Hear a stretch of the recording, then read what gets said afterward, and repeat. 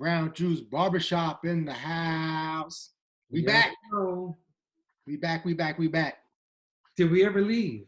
Did we ever truly leave? That's a good question. That's a good question. Well, we still here. Hey. Still here, y'all. We still here.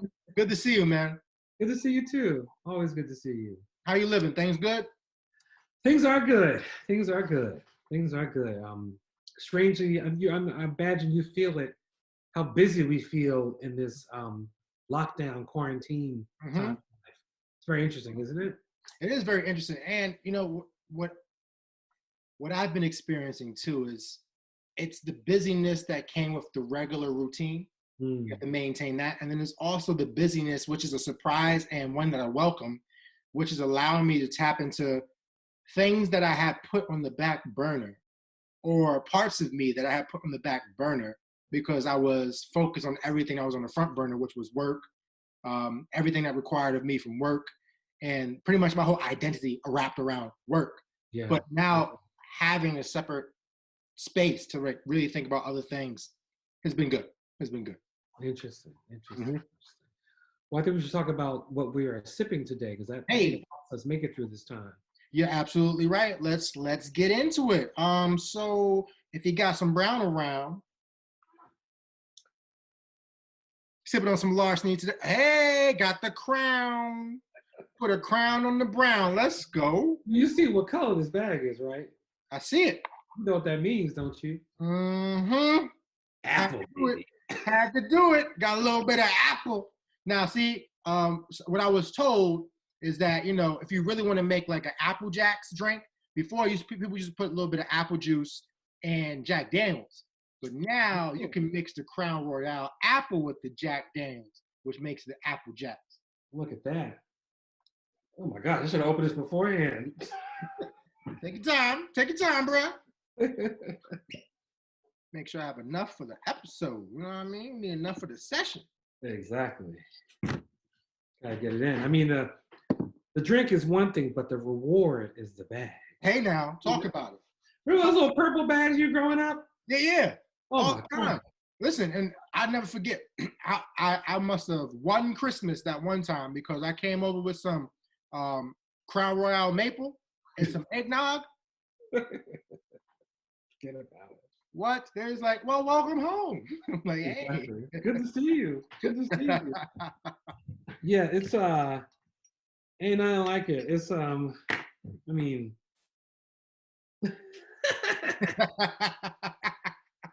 candy. I love it. This is so smooth too. And also, let's talk about this bag. When I was little, when you talk to somebody that had that purple bag, you know they were cool. Talk about it. Like, you know, it was like, oh, that's he got a Crown Royal bag. I didn't even know what Crown Royal was as a little kid. It's one of the most iconic whiskeys, and it's Canadian. And it's Canadian, so it's one of the most iconic ones, even here in the States, for sure. Completely. Just ridiculous. Yeah. Just ridiculous. So love that sound. Mm-hmm. Beautiful. Sounds good. Well, smell. Cheers to you, brother. Cheers, cheers, cheers all around. Wow. Mm-hmm. Ain't nothing like the Crown Royal. To the ancestors. Talk about it. Talk about it. Listen. Goodness. Listen, now you got yourself a little toiletry bag too. Exactly. Throw a little cologne in there, deodorant, you know, just exactly. You out for the night. You out, baby. Right. Get a little comb, a little brush. You set. You set. You set. Wow. Word. Well, let's get into the fashion trend. We got going on. You very stylish today. What you got on today? You know, I got first and foremost, I had to take this out the drawer, throw it on, just feel comfortable. You know, it feels like when I walk, I feel like the air is just flowing. But story about this is that my wife and I, we wanted to show up and show out for the Black Panther release. Nice. So when Black Panther came out, you know, everybody was doing it. But when Black Panther came out, we went and got our dashikis, you know, and we had to get it going. So, you know, I put this on because it reminded me of that time, it reminded me of Wakanda Forever, but also I feel like I'm in this space right now during our quarantine, and this kind of goes into what I was saying a little bit at the beginning about me now having time and space to like really focus on some of the things I had to put on the back burner. I'm calling it my Black Sabbatical. That's what I'm calling it. And I feel like, you know, because I'm sitting right next within arm's reach to the Black Power bookshelf in the man cave, right? And this just reminds me of all the other stuff I need to read. I'm thinking about the book I haven't finished, which is Black Against Empire, which talks about the Black Panthers. I'm thinking about the Black Panthers. I'm thinking about the resistance movements. I'm thinking about what this meant for African American culture to really get closer to African culture. You know, this being Western African attire and garment and being derived from that, right? From the Yoruba word danshi, right? So thinking about all that and, you know, putting this on, I mean, you feel powerful, man. I feel powerful, feel beautiful, elegant, strong, and I think what it was first used for was for working attire, like in West Africa working attire, for them to actually have this as a tunic. But listen, you feel like you could conquer the world in this bad boy, and you look fly and fresh. So, you know, just trying to dig a little bit more into the roots, like we said, at one point, hopefully get to the motherland. You know what? You feel all those things because you are all those things. Wow. Like, honestly. When you said, I was like, yeah, that one too, that one too, that one too. Yeah, all of it. Appreciate that, good brother. Excellent. But what you rocking though? So I got Summer's Finest Film Festival. This is from the Martha's Vineyard's African American Film Festival. Hey now. Have you been to Martha's Vineyard? Listen, one, I haven't been to Martha's Vineyard yet. Two, film festival, I've been putting it on my calendar to go for the longest time. I need to make it happen. Like there's so many things that I need to make happen because I kept saying, oh, I can do it next year. But this time tells us that, hey, we don't know. So the time is short. Well, you know, I asked that because I grew up, you know, we went similar schools, as we talked about again and again, and we were a certain kind of people in these schools. And I heard people talk about Martha's Vineyard, and I was like, well, who's Martha? You know, I had no idea what they were talking about. And, you know, the way people talk, they talk about it so casually. You know, that I started noticing a whole lot of Black people talking about it. And I was like, why are they talking about it? You know, and then I started hearing, the movie came out, you start hearing about the thing, I was like, oh, there's a whole section. There's a whole section up there. I didn't go until my later life. I didn't go in high school, I didn't go in college. I went first time a couple of years ago. And I've had films and I think two of the festivals there now. And it's really special to screen there because it's a real certain kind of crowd, you know, that's there. And it's really just fantastic. And they have great movies and great conversations and the people are there, like hanging. For me, you know, it was a moment to be up in there because I'm not cut from that cloth. The people that are there are. And it feels that way sometimes. You know, and my mind goes to like, is the feeling really there or am I bringing the feeling to the table? Real important question. Because people are there with like loving open arms. This is one thing they do at the beach, at the Inkwell, every morning at 7 a.m. called the Polar Bear Swim. And I was like, what's this? You know, how are they doing? And I went my last time I was there, and I was like, why haven't I been coming to this? Every day, it's this older Black woman, and I remember her name. She gets everyone in the water. They bring shoes you can put on if you don't want to be too much in the water. And it's just like, one time they said they had 200 people. When I was there were probably 40. Everybody gets in the water, you get in a circle, and you do exercises, led by this woman who's like, if not late 60s, 70s, she probably smacked her 10 age. But she's like going and like exercising. I'm trying to keep up. And I'm like, yo, this woman has about a couple of decades and is running it. And the feeling, there's so much love and encouragement, and everybody's in the water. And you can tell people coming to this for like some 20, 30 years plus. And it was, I mentioned that because it was a tradition I didn't think was for me. I didn't think I could fit into it. You know, I'm surrounded by these people who've grown up with a very different economic status than I did. And there's that moment of like, do I belong in this place? And just getting there was like, yeah, you know, of course you belong here. You know, like, hey, what's up? You've done great things. You're here, you're present, we love you. Hey, want to borrow some shoes and get in the water? And I was like, all right, here we go. And it was great. It was great. I haven't been back since that summer, but that was a really fantastic thing. It leads me to a question for you. Okay. Um, in our societies, African American cultures often trying to find their way. And as people move through class ranks and different experiences, they're trying to stay acculturated, staying connected to the community, and stay involved. And I wonder, I guess it's two-part, and the first answer will lead us to the second answer, but I'll ask the two questions. One, do you know what Jack and Jill is? And are you a yay or a nay for Jack and Jill?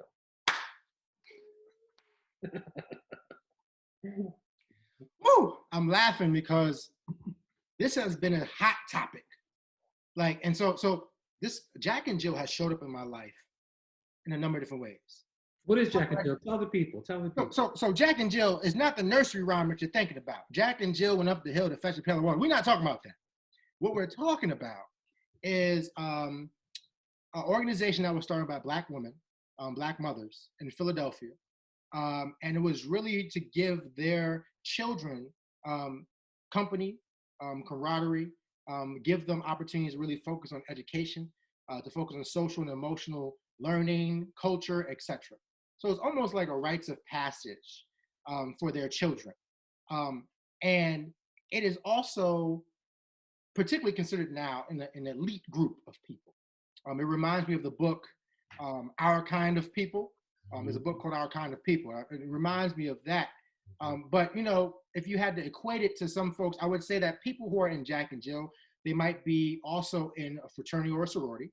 They might be members of the Elks. They might be members of the Boule. They might be members of the Lynx, might be, Masons, number of different things. So when you talk about like Black elegance and elitism and, the ones who are the tastemakers and the culture leaders, you think about a Jack and Jill, which was really about trying to get the best education for their children, particularly in spaces that did not represent them and was not reflective of them. Mm-hmm. So that's Jack and Jill. My initial, introduction to Jack and Jill was when I was in admissions. Because I know I had some folks that, because I feel like when I was going through school, I don't think I knew people who belonged to Jack and Jill. But when I graduated, actually, it was in college. I think it was in college. It was definitely in college because I met some folk and I'm like, you bougie? Or I met some folks, I'm like, wait, time out, relax. Like, you don't have to fold your napkin that way. We good. Like some things like that. Uh-huh. And then they would tell me, oh yeah, I'm a part of Jack and Jill. I have my cotillion, all these things. I'm like, say more, tell me more. And the more and more I learned about this, I'm like, is this something that's great? Or is it something that I would be like, nah, I'm not comfortable with? So I see it from a number of different things. So I think my views might switch back and forth. I think that there are some things about it that I'm like 100% on board with. I really believe that we need to create community, foster relationships between our own children, our own family members. If there's something that's not there that's representative of us, reflects our best interests, we need to build that and create it. And I believe in that cooperative economics, that cooperative community piece. I believe in that. But there's some other things I might question that says, has this been modeled after our tradition? Has this been modeled after our cultural norms in society? Or has this been modeled after, hegemonic white culture and what they deem as being elite, worthy, classy? Those are my questions. Mm-hmm, mm-hmm. So I see it as a both and. Mm-hmm. My wife and I, where we last were, we thought about, if we are going to be in certain places where our children don't really have people who look like them, this might be one of the only opportunities for our children to connect with people who look like them. And us knowing what we know about the organization and what it can be, we can also give the proper foundation and knowledge to make sure that they're entering it with the best intentions and maybe in some cases shaking stuff up, questioning certain things. Mm-hmm. So I'm here. I'm here because I believe in organization. I believe in having something that has a mission and philosophy, sustained culture, but I also push back against what that culture looks like. Mm-hmm. I also push back against, some of the things that don't really, I just don't really jive with it because it's stuffy, it's stiff, it's like, are you really trying to be this, or are you trying to be yourself and really be your authentic self? So I say all that to say, I see its merits, I really do, but I also question some of the things that Jack and Jill might do. I question some of their functions, the same way I question some of the fraternity and sorority stuff. And me being a part of a fraternity, I question some of the things. So it's like, nice plan, poor execution in some pieces. How can we take the best of what this is and get rid of the stuff that never was meant for us? That's my question. So I would say, if I'm in a situation in a town where I don't know anybody and it happened to be a local chapter of Jack and Jill, I'll just send my wife to do it, and then, I'll show up for a barbecue or something like that. But no, we're back and forth. And I think she's more the social one, and she's more the one who's like, no, that would be important. But what it boils down to for me is, if we have children, when we have children, I see it as a good opportunity for that. Me not being as social, because I'm not even really as active in my fraternity. Me not being as social, I'd be like, yeah, let's do it. But just know, when there's a lot of functions, the main responsibility is on you. I'll slide through when I need to. That's a long answer, but no, it's a great answer. It's a great answer.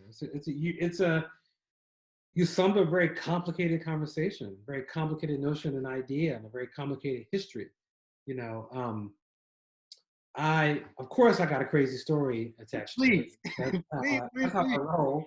I didn't really know. I knew about, but didn't really know. And it was a lifetime ago. I think I was in high school, and Alicia Gaddison, her family, they had a little bit more money than most of us. They had a little house, and they were rolling with it. And so Alicia invited me to be her date at like a dance or a party, which is a big old party we're having for the kids. It was on Sea Lion Avenue, and it's just a whole bunch of black kids, very wealthy black kids, and me, up in there kind of like, what's going on? I know how to cut my mouth, close my mouth, and I like to dance. So it's dance party. So I'm dancing, having a good time, and I make a mistake and bump into a certain basketball player's son. On the dance floor. It was like, yo, watch it, and turned into a very like, yo, Milan, who are you? And a little like pushing shuffle on the floor. And I don't think I knew about it, but I think I was banned from Jack and Jill from because if I told you who, I don't want to defame anybody, but okay, it's a Legends basketball player, Black Philadelphia. Bump into his son. You don't bump into the doctor's kids. That's all I'll say. So that would turn to a little pushing shuffle, and we were asked to leave. And the next time I did anything Jack and Jill, again, was actually I showed my film to them. I'm here in Philadelphia. I'm here in New York City, rather, at the Trinity Church, and it was a very like, oh, hello. My film, the film really deals with like lower income issues. Yes, it does. That community is not so open and welcoming to that being their lead story. They're like, we're more than this, but it was powerful to get in there and have the children. I think what happened is the parents saw the kids standing for like, wow, I need to talk about this, and realize that it wasn't just like a poor man's story. So I respect the group, because I think it's very important for children who are in these environments that are majority white, they function on a daily basis, to find a place where their aesthetic is appreciated, celebrated. I think that's very important. That's the power that I see in Jack and Jill. I'm not sure, I just don't know. I don't know enough about it to make an assessment in terms of the activities and the events. I think I've heard things, I've seen things. I saw that Blackish episode when they were talking about it, but I respect it. But going up to Martha's Vineyards and being around the inkwell, and the host is waiting, I have to catch myself because I'm constantly checking myself. There's a moment that I can relate to with Richard Nixon. Richard Nixon, in one of his last interviews, kind of confessed that one of his big issues with why he went the path he did was he never felt welcomed into, he grew up a poor guy, a poor man. He's a Quaker also. You know that? Nixon's a Quaker? Yeah. He was poor, he was a Quaker, and all of a sudden he's thrust into this world of politics and and playing with what he called the old boys club. And he always had in his mind he always had his I call it poverty consciousness. You know, he had it that he was poor. And I got that from my friend Ruth. Can I shout out Ruth Geyer? She works in Chicago now. She's fantastic. But she gave me that term in college. But he had that poverty conscious mind where he was always looking at people that he saw as wealthy and saw as connected and saw as things happening for them. And there's some truth in that because our society is stratified around finance. But the things you can do when you get stuck in it, you know, look at what that man lost. That was not a small thing, you know, to be the impeachment trial coming and then stepping out, resigning. So I say that I have to check myself and make sure I don't get caught up and get fearful and feel like I don't belong. Because like when you start telling yourself that stuff, you start to believe it. You know? Yeah, I think it's like many things in life. If it's a piece of your identity and not your identity, I think that's where it is. Because for me, the only thing, since I haven't been in Jack and Jill, the only thing, I know a lot of people who have been in it, but I'll relate it to like me being in a fraternity. The reason why I joined my fraternity, Alpha Phi Alpha Fraternity Incorporated, was because it was founded at Cornell University where I attended. So it was the Alpha chapter. And because of all the historical people who came through that chapter and also came through that, fraternity. Think about a person like Thurgood Marshall, Martin Luther King Jr., W.E.B. Du Bois. You could go on and on and on. Jesse Owens. You could go on and on and on. Yeah. So I'm like, I want to be amongst that history. Now, I enter it though, knowing that I am Mikael. I enter it though, knowing that this won't define who I am, nor should it. But it can be a piece of my identity, not my identity. I think the problem is that a lot of folks who join certain organizations, whether it's a fraternity or sorority, or if it's Jack and Jill or another organization, they allow that to define and determine who they are, how they should be, and then it's really their whole identity. They become consumed. Or they might put it on a pedestal in some cases, more so than family, more so than faith, right? And that's when I think it becomes problematic. And that's when I think it becomes toxic. However, if it really is that, a social club where you can meet people who are like-minded, where you can meet people, like you said, where your aesthetic is appreciated and welcomed, and there's a sense of belonging, I truly believe in that. When we get to the toxic pieces, when you start to think you're less than because you don't talk a certain way or dress a certain way, or you don't have a certain color skin, right? That's the problem. So I think that's where I'm like, you know what? It would have to be a specific chapter where I know people, I agree with them, their approach, their philosophy, and we have a good relationship where we can call each other on certain things and say, you know what, that's probably not the best idea. Why are you approaching it that way? So yeah, that's what I would say. Beautiful. Once again, a great answer. Good. You know what's happening? It's great. It's great. It's great. Awesome. Appreciate it. Awesome. Well, thank you. Thank you for sharing that. I mean, and it kind of reminds me of a question that I had for you, right?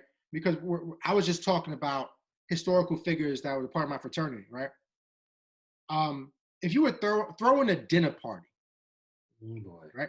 Throwing a dinner party, and you can invite any historical figures from any time period. They could be alive now. They could be past. Who do you need to have at your dinner table in conversation, for company, whatever the case may be? Who are these figures? It could be 1, 2, 3, whomever you want. Who do you need to have at this dinner party? My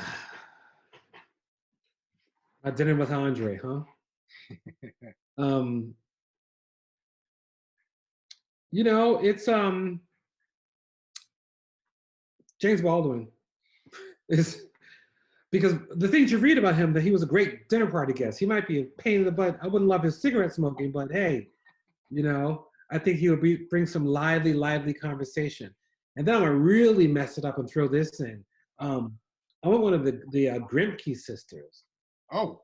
You know who they are? Oh, yes, go ahead. They were these women, they were two sisters that lived during slavery times, and they were from very wealthy families that had land. I think they were, if I can get the state right, I think they were in Virginia, maybe. and they were they discovered Quakerism and started to question slavery. And they had this moment of like, oh snap, this is our family, we love them, and we have slaves, but I'm starting to think this is not correct and right. And they start living in, and they were like high end, living on a plantation, that life, and expected to be like these girls in these hoop skirts and all this presentation. I'm just like, no, I'm not with it. I'm making myself very plain. And they escaped and took with them, a few people. Like took a boat and just went north. And my thinking is, I always want to understand, because right now I think the world is showing us how a nation can move with crazy directions and ideas. But when I think about slavery, I'm always like, how did this happen? How did people let this happen? And I love to just hear from them, from folks who have been there during that time period, to break it down for me as someone that was participating and decided to say no and break out from it. So Baldwin, the Grimke sisters, and then I think who else I would want in there to make it fun with those three to like mix it up.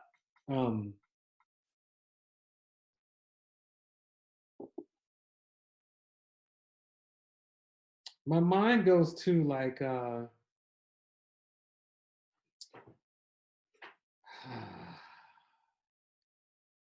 jazz musician Abby Lincoln? I'm not familiar, no. Abby Lincoln was a fantastic musician, and she was also very outspoken, and she never had the status of like Billie Holiday or Ella Fitzgerald, but she had a real distinct, unique talent. She was also very outspoken, and was very like, she was for the culture before we said for the culture, Okay. She has a movie called Nothing But a Man that she stars in. It's a beautiful movie. Just about this. You need to watch. You need to get that movie. Sit down and watch it with your wife. Okay. It's all about Black love.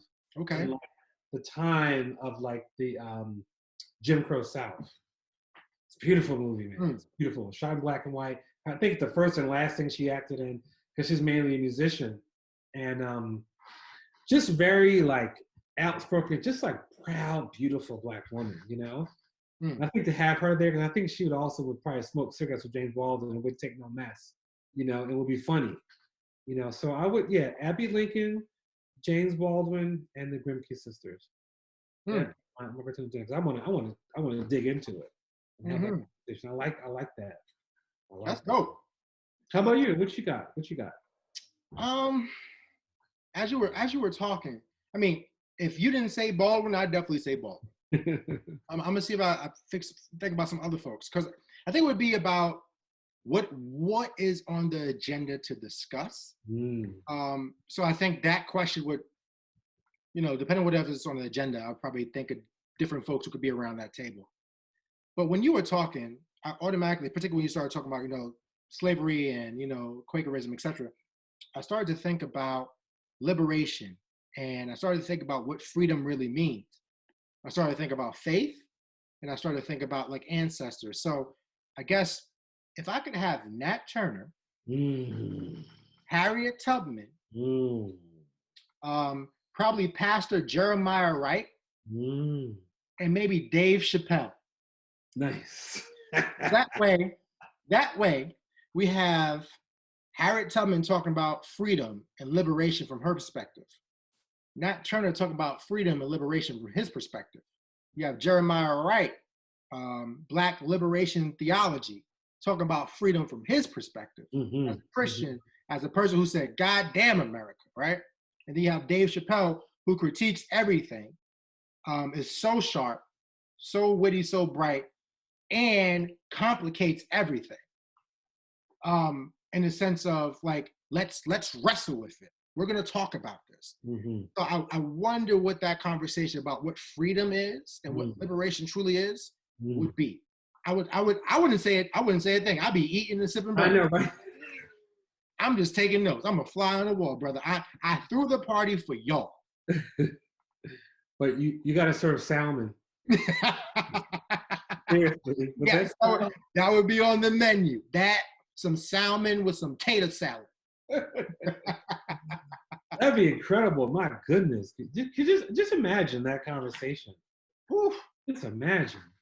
It's just like, I think what we need to get back to are dinner parties. Oh yeah.